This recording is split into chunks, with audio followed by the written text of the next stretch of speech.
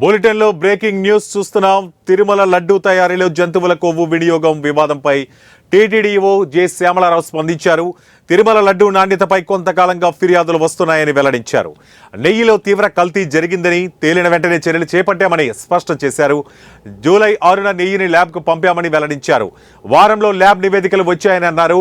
Lab report 2 భాగాలుగా ఇచ్చారని వివరించారు.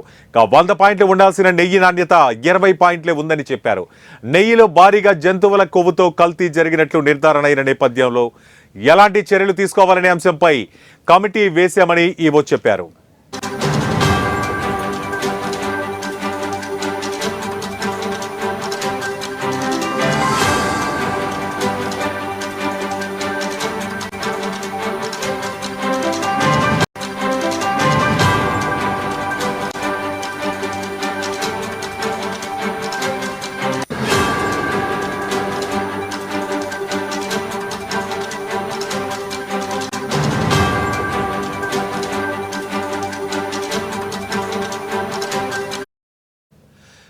బ్రేకింగ్ న్యూస్ చూస్తున్నాం. తిరుమల లడ్డూ తయారీలో జంతువుల కొవ్వు వినియోగంపై వివాదంపై టీటీడీఓ జె శ్యామలారావు స్పందించారు. తిరుమల లడ్డూ నాణ్యతపై కొంతకాలంగా ఫిర్యాదులు వస్తున్నాయని వెల్లడించారు. నెయ్యిలో తీవ్ర కల్తీ జరిగిందని తేలిన వెంటనే చర్యలు చేపట్టామని స్పష్టం చేశారు. జూలై 6న నెయ్యిని ల్యాబ్కు పంపామని వెల్లడించారు. వారంలో ల్యాబ్ నివేదికలు వచ్చాయని అన్నారు.